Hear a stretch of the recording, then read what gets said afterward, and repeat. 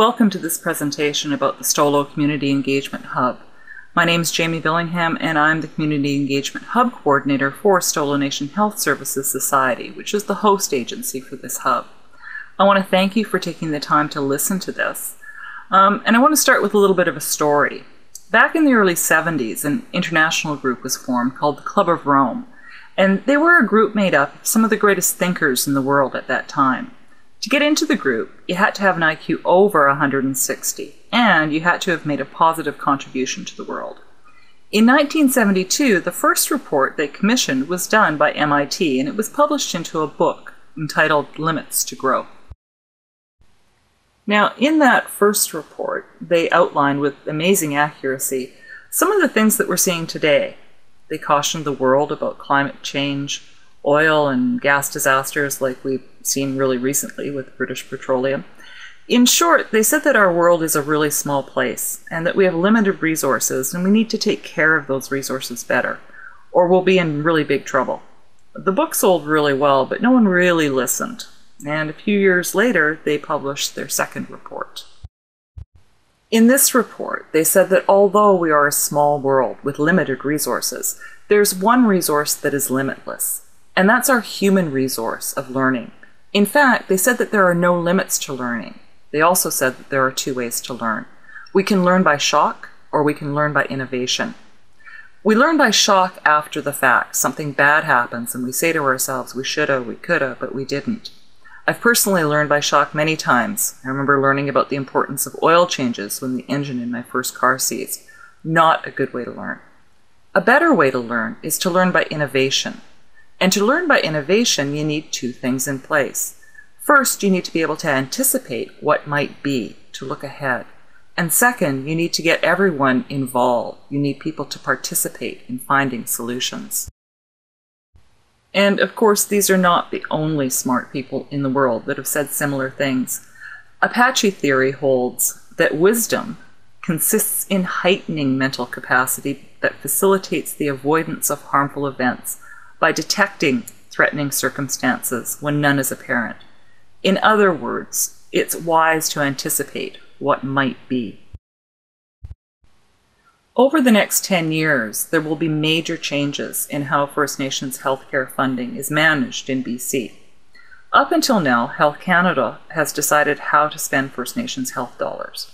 Under the new plan, First Nations communities will be able to decide for themselves where their health dollars and their resources will go. And this is going to be done to a large extent through the hubs, who will communicate the needs of their communities to the First Nations Health Council. So the question is, 10 years from now, will we be learning by shock? Or can we, by working together now, learn by innovation and anticipate what might happen, and again, working together, create plans that will solve First Nations healthcare problems? So here we are, almost 40 years after that first report and second report to the Club of Rome, and we're one of 25 community engagement hubs that represent 160 First Nations communities across BC. And we're trying to do some of the things that the Club of Rome suggested back in 1974, and that Aboriginal wisdom has suggested for eons.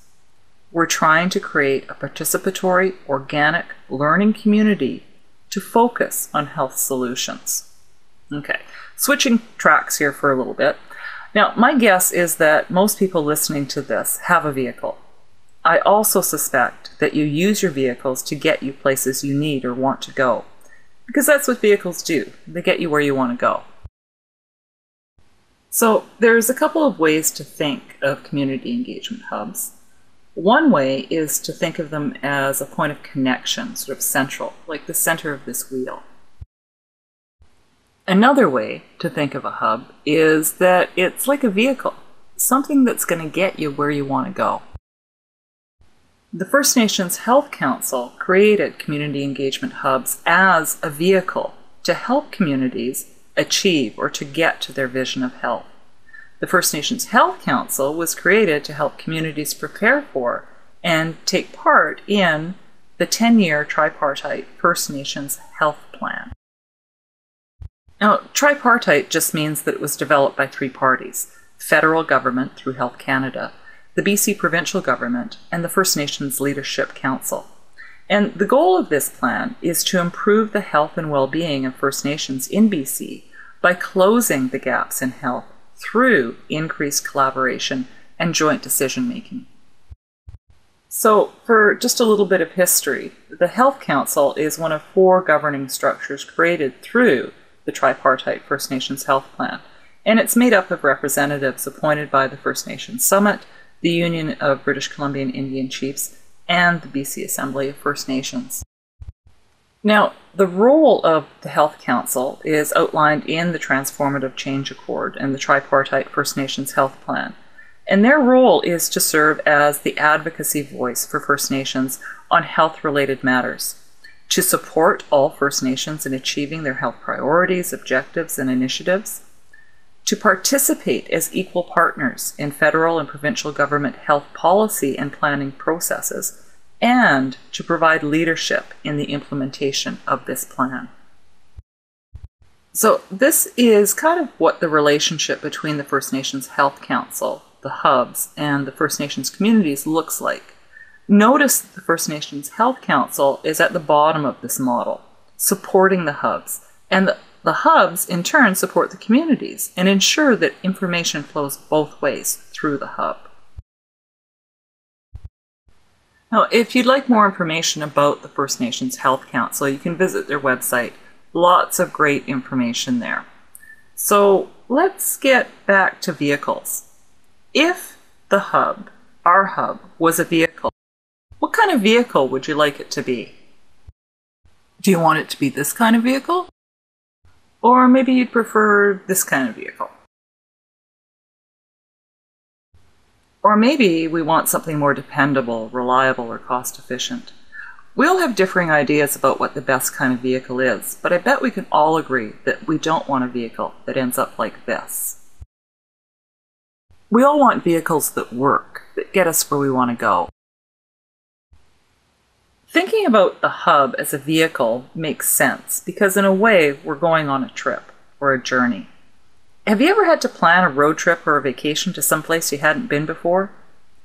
There were probably all kinds of things you had to think about or to do before you left. You had to decide on the destination, who was going to go with you. You needed to plan the route. Make sure you had enough money and resources for the trip. Maybe even you had to plan for detours or changes along the way. You'd need to know all of those things, and most importantly, you'd want to know where your starting point was. Where are you now? We don't think about that because usually we know where we are when we're starting a physical journey. We could say that we're on a journey towards community health and wellness, and we really don't know where each community is. Some communities might be well on their way, and some communities might be struggling a little bit in one or more areas. We could say they may be stuck at a place that they don't want to be. To get a better idea of where each of the Stolo Nation communities is right now, Stolo Nation Health Services has created, with the help of external consultants, a survey that hopefully you've done or are planning to do. If you haven't done the survey, there's a link to the online version at the end of this presentation. So the survey, along with the focus groups that we've been conducting at the community consultation sessions, will give us a better idea about where each community is right now. And we need to know that. We need to know our starting point. Once we have that information, once we know where we are right now, next we'll need to decide exactly where we want to go. And we can call this the vision. Then, once we have these starting and end points, we can begin the process of creating maps in the form of community health plans that will help get us where we want to go, get us to that vision. Betsy Ritchie, the Hub Community Liaison, and I are kind of like the tour guides in this process. We're going to help with the driving, but it's the communities that need to tell us where they want to go and what route they want to take. Some of the communities that have already been in established hubs for a while have decided that the first step they need to take is to update their emergency preparedness plans. Other hubs have decided to focus on suicide pre- or postvention. Still, other hubs that are maybe a little bit more established are focusing on traditional medicines as a route to increasing community health and wellness. There really is no right or wrong way to do this. There are many different routes to health and wellness, and what works for one community might not be a good fit for another. The First Nations Health Council has provided a general vision that reflects where they want to see First Nations get to as a group. They want to see an improvement in the health and well-being of First Nations. They want to see the gaps in health between First Nations and other British Columbians closing. And they want to see and hear First Nations community members fully engaged in decision-making regarding the health of their people. But what exactly does that mean to you? What does that mean to your family, to your community? Take a minute and just imagine that it's, say, 5 years from now. What do you want to be able to say about your health or the health of your community at that time? If you were to run into someone you hadn't seen for a while, someone who lives in a different province, let's say, what would you want to be able to tell them about your community and your community's health? What would you want your community to look like, or what do you imagine it would look like, or sound like, or feel like, if it were really healthy, if you had achieved that vision of health? Now, I'm asking you to do this because without a clear vision of where we want to go, we're not likely to get there. It's like trying to drive straight by looking out the side window. You drift off the road or you drift into the other lane. Stolen Nation Health Services is the host agency for the Community Engagement Hub, or for this Community Engagement Hub. And as the host agency, we're accountable to the communities in a couple of ways. And the first is to ensure communication flows both ways. And the second is making sure every community is included and has a voice in their health planning. During the month of August this year, we will be forming our Hub Committee to ensure the communication and the inclusion takes place, to make sure that every community has an equal voice. And we need representatives, including youth and elders from all 11 communities, to help us. And what the Hub Committee will be doing is communicating, collaborating, and creating community health plans to help bridge the gap between where we are now and our collective vision of the future. And as we create these plans, we need to remember that we're part of a larger community that we coexist with and that we have a relationship with. We need to form partnerships and working relationships because we know we are connected and that interdependence already exists. We just have to make it work better. So we have to be proactive in creating and maintaining our relationships with the cities and municipalities that we're connected with, to Chilliwack, Hope, Mission, and Abbotsford, and the agencies that are also invested in health and wellness, like Fraser Health Authority and other community service providers. And we need to work with the neighboring hubs, like the one located at Seabird Island. Building these relationships will allow us to begin sharing resources, ideas, and knowledge. So the steps to this are really simple, even if the journey itself looks like it's going to be long and complex. All journeys just begin with that one step. And step one for us is to figure out where we are now. And that's what we're doing with the survey and the focus groups. Step two, we need to create that clear and compelling vision of what health and wellness is to us, what it looks like, what it sounds like, what it feels like. The Hub Committee will be instrumental in creating the community vision with the help of their communities. That's going to be their first job. And then, as a Community Hub Committee, working with community members and at times with other communities and stakeholders, we will create community health and wellness plans that will move us towards that vision. So there's lots of different ways to get involved. You can come out and attend a community session. You can follow us on Twitter or Facebook, and that will have updates as to what's going on and where and when. We have a website that will be launching mid-August. You can complete the online survey if you haven't done it already, in person or online. And the online version will be going, I think, till mid-August. And of course, you can volunteer to be on the Hub Committee. So, in closing, I want to borrow from Angeles Arian, who was a cultural anthropologist who studied the ways of indigenous cultures around the world. And she developed 4 principles or 4 ways that we can use to integrate ancient cultural wisdom into everyday life.